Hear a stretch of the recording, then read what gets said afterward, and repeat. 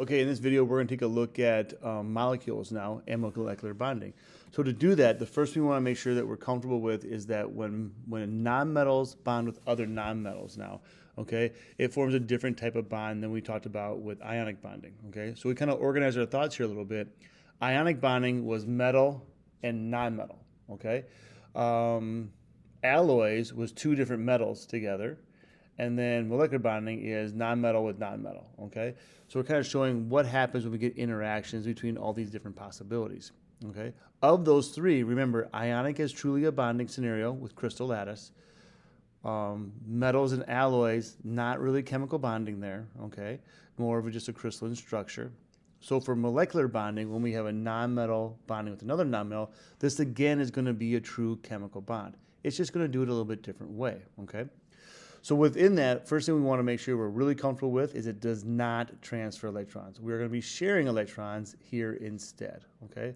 So when nonmetals bond with each other, they actually have high electronegativities. Remember, our nonmetals in that upper right-hand corner of our periodic table. Because of these high electronegativities, neither one is willing to release an electron. So instead, they kind of pull on each other and they share these electrons to form these bonds.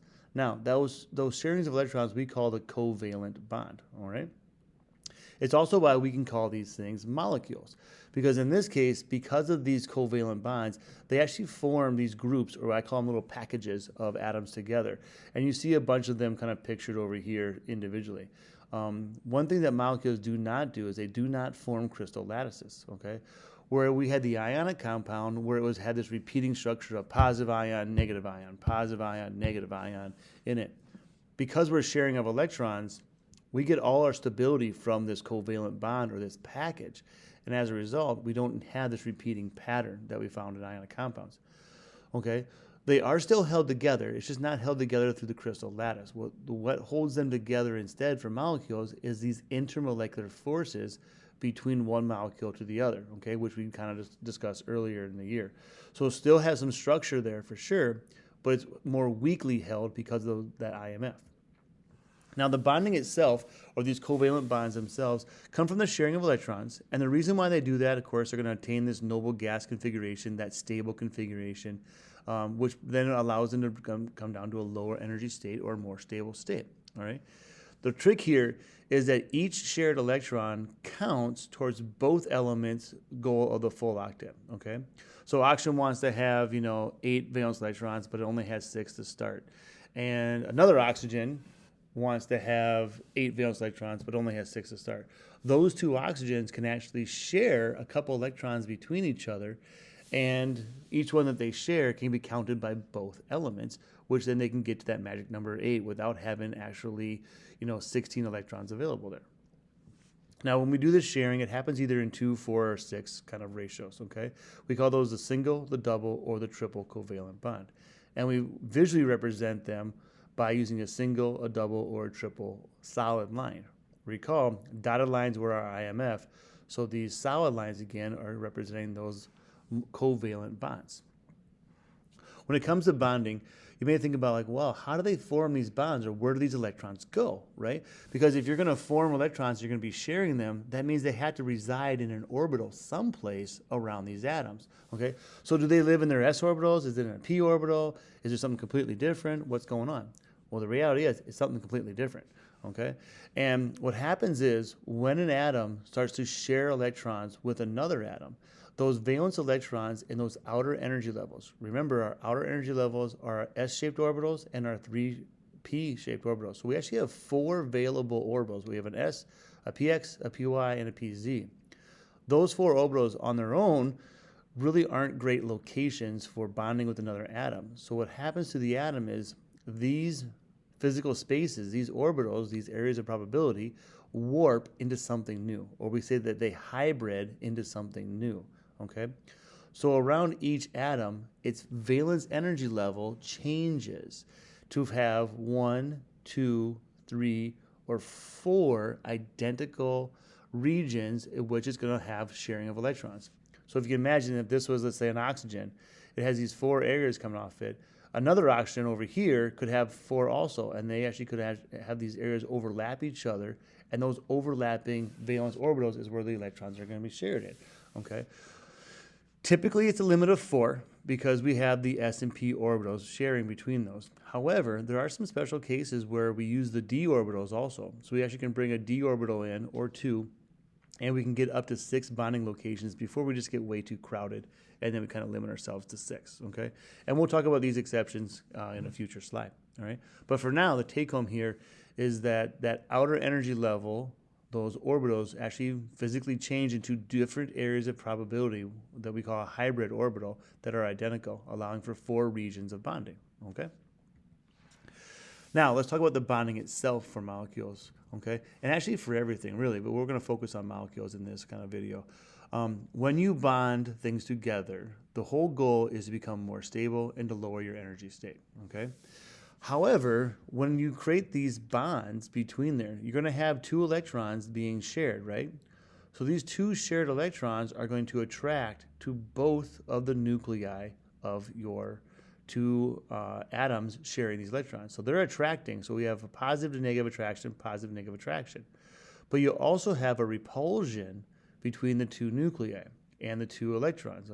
Okay, so as a result, there's always kind of this balancing act of how far away do these nuclei get from each other and how close do these electrons get to each other to create kind of this balance, okay? That balance that exists, or this resulting space between the 2 nuclei, becomes the length of our bond, all right? Now, the idea here is that no matter what, the creation of this bond still lowers the overall energy and increases the stability, okay?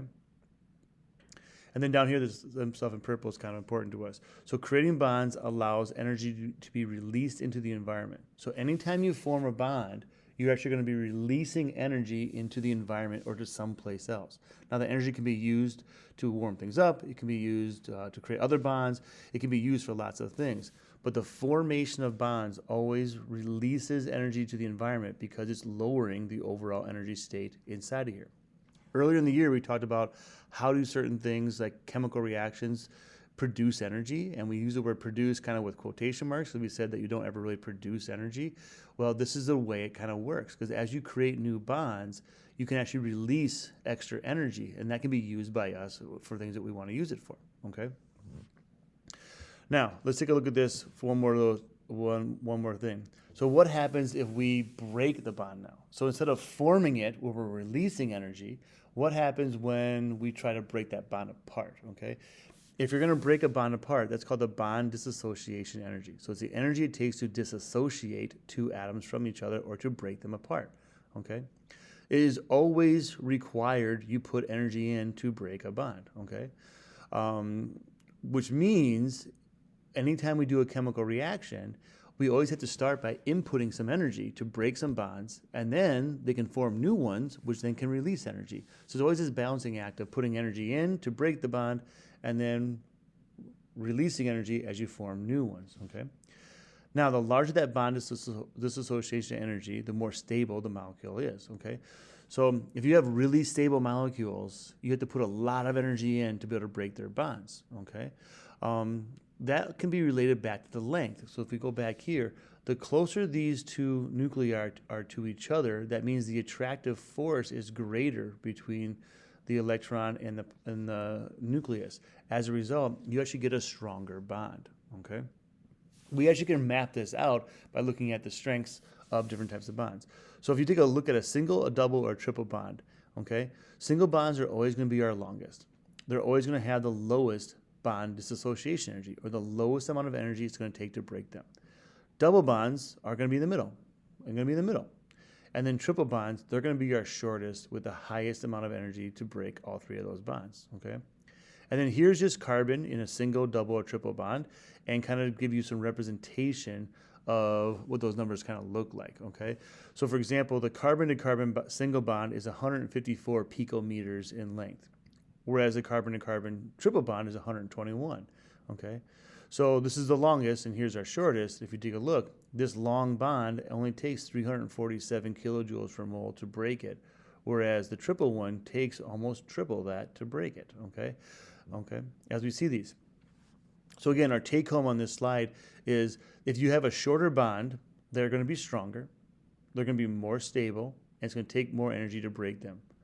Also, if we flip it around, when you form them, they release more energy. So if you can make molecules with triple bonds in them, it's a way to release a lot of energy into our environment. Kind of nice.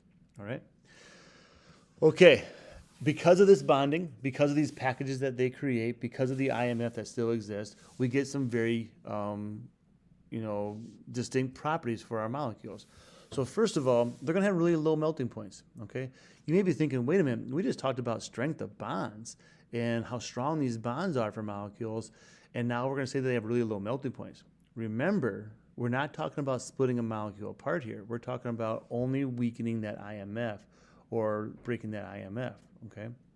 So when you melt something, we're not going to actually separate the molecule apart. That's not a chemical reaction. It's only taking one molecule and making it slide around and break from the other molecule. So the molecule stays intact, but it just goes to its liquid phase. Because molecules are only held together by weak IMF and there's no lattice strength here, like the ionic compounds have, we get really low melting points. So again, like we did with ionic compounds, here's that same table. And if we take a look, we're going to cross out all the ionic compounds, so all these things with really high melting points here, here, here. And we're going to get rid of those because those are not molecules. And if we look what's left, all of these are molecules with really low melting points and really low boiling points, okay? Again, because they only have weak IMF holding them together.